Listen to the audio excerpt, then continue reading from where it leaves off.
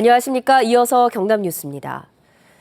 거제시가 관광자원 확충을 명목으로 한 민간업체에 각종 혜택을 제공하면서 돌고래 체험장을 유치했었는데요.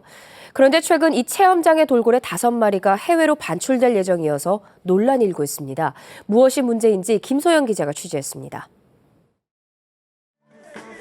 지난해 문을 연 돌고래 체험장. 한 민간업체가 거제시로부터 8천여 제곱미터 땅을 무상 제공받아 건립했습니다. 관광 활성화 차원입니다. 하지만 업체는 큰 돌고래 5마리를 터키로 반출하기로 했습니다. Korean company to expand their business to overseas, in this case Turkey, and Korean company own 35%. 환경단체들은 해당 업체가 돌고래 우회 거래의 통로로 이용된다고 주장합니다. 반출될 고래들은 돌고래를 잔인하게 포획하는 일본 다이지 지역에서 수입한 것들인데 이렇게 한국에 들어온 돌고래를 제3국이 재수입하는 방식입니다. 규제가 없는 나라에 쉽게 수입해서 여기서 일단 머무른 다음에 다른 곳으로 팔려가는 거 이런 거에 대해서는 어떤 윤리적인 잣대를 들이대지 않으니까. 업체로부터 돌고래를 기부 체납받은 거제시는 돌고래 반출을 막을 수도 없습니다. 협약서상 기부 체납 대상이 운영에 필요한 최소한의 마리수로 한정됐기 때문입니다.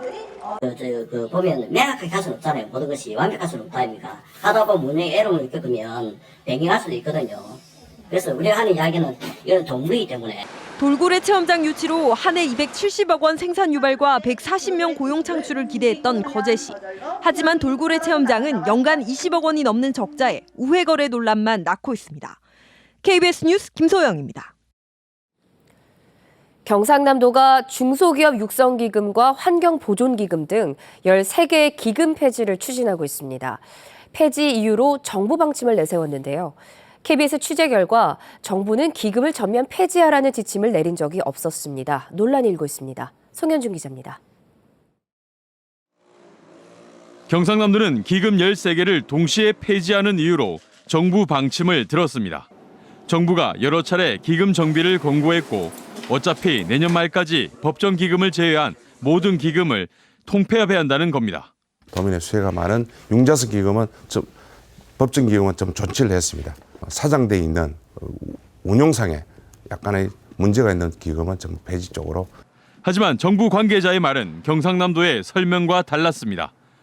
5년마다 기금 유지 여부를 검토할 뿐 내년 말에 무조건 폐지해야 한다는 지침을 내린 적이 없다는 겁니다. 기금 통폐합하고 폐지 이런 거는 지자체 판단에 의해서 하는 거고 지자체마다 사정이 다르니까. 실제 경상남도 외에 기금 폐지를 추진하는 자치단체도 현재까진 없습니다. 경상남도는 기금을 폐지해도 일반 회계로 예산을 지원한다는 입장이지만 관련 단체는 반발하고 있습니다. 지금까지의 경남도의 그 형태를 봐서는 양성평등 정책이나 우리 여성 정책에 대한 의지가 전혀 없다라고 봐지는 부분이거든요. 경상남도는 기금 폐지를 위한 관련 조례를 다음 달 도의회에 상정할 예정이어서 논란이 예상됩니다. KBS 뉴스 송현준입니다. 마산 동부경찰서는 공사 현장에서 에어컨 동파이프 2,500만 원어치를 훔친 혐의로 32살 김모 씨에 대해 구속영장을 신청했습니다.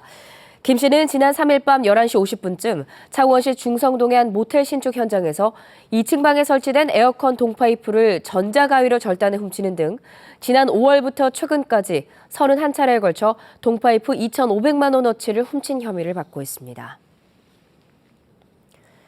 창원 중부경찰서는 일명 사무장 병원을 만들어 수백억 원의 요양급여비를 챙긴 50살 박모 씨와 의사 70살 이모 씨 등 3명을 의료법 등을 위반한 혐의로 불구속 입건했습니다.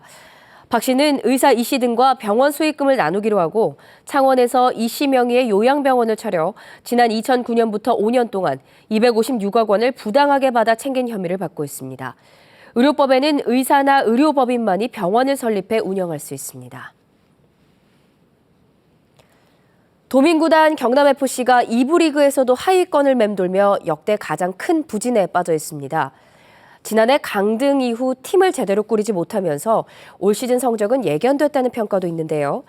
이제는 내년 시즌 도약을 위한 준비를 서둘러야 한다는 목소리가 높습니다. 김대진 기자입니다. 한국 축구에서 경남의 위상은 어느 정도일까? 지난 80년 이후 35년 동안 국가대표 감독을 살펴봤습니다. 한국인 감독 19명 중에 경남 출신이 7명, 무려 40%에 이릅니다. 이차만, 김호, 김호건, 박항서, 조광래 등 쟁쟁한 한국 축구사의 주역들입니다. 현재 위상도 마찬가지입니다. 대한축구협회 등록팀 수가 초중고 대학 프로까지 합쳐 경남은 61개 팀으로 경기도 서울에 이어 세 번째로 많고 등록 선수 역시 1,700여 명으로 전국에서 세 번째로 많은 선수들이 꿈을 키우고 있습니다. 하지만 지난해 프로구단의 2부 리그 강등 이후 최악의 시기를 맞고 있습니다. 대표이사와 감독 선임이 늦어지면서 선수들은 뿔뿔이 흩어졌고 2부 리그에서도 하위권으로 처졌습니다. 우수한 선수들을 영입하고 또 팀을 정비해서 도민들에게 기쁨과 또 감동을 줄 수 있는 그런 팀으로 거듭나야 된다고 생각합니다. 두 번이나 비전문가가 대표이사로 교체됐다는 논란 속에 이제는 내년 시즌 도약의 책임자로 시험대에 앉게 됐습니다. 도민들로부터 정말 관심을 가질 수 있고 또 도민들이 응원의 박수를 보낼 수 있는 그런 팀으로 거듭나도록 반드시 만들겠습니다. 경남 축구의 저력과 기대에 대한 도민들의 공감대는 여전히 높습니다. 정치적 상황 논리로 가벼이 여기지 말고 하루빨리 내년 시즌을 위한 철저한 준비에 나서야 할 이유가 여기에 있습니다. KBS 뉴스 김대진입니다.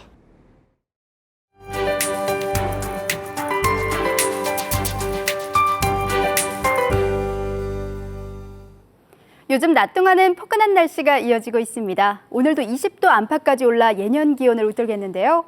대신 아침, 저녁으론 쌀쌀합니다. 언제나 일교차 염두에 두시기 바랍니다. 이번 주말 야외 활동 계획하신다면 기상정보를 한 번 더 확인하셔야겠습니다. 내일 밤부터 빗방울이 떨어지면서 토요일과 일요일 전국에 비가 내리겠습니다. 위성 영상 보시면 우리 지역은 높은 구름이 가득합니다. 여기에 짙은 안개가 끼면서 시정 상황이 좋지 않은데요. 출근길 교통안전에 주의하시기 바랍니다. 오늘 아침 김해가 11도, 창원 10도로 시작하면서 어제 같은 시각보다 조금 늦게 출발합니다. 한낮엔 20도 안팎으로 어제와 비슷하거나 조금 낮겠습니다. 서부 지역도 낮과 밤의 기온차가 크게 벌어지겠습니다. 특히 내륙은 10도 이상 차이 나면서 감기 걸리기 쉽습니다. 건강 관리에 신경 쓰시기 바랍니다. 바다의 물결은 모든 해상에서 잔잔하게 일겠습니다.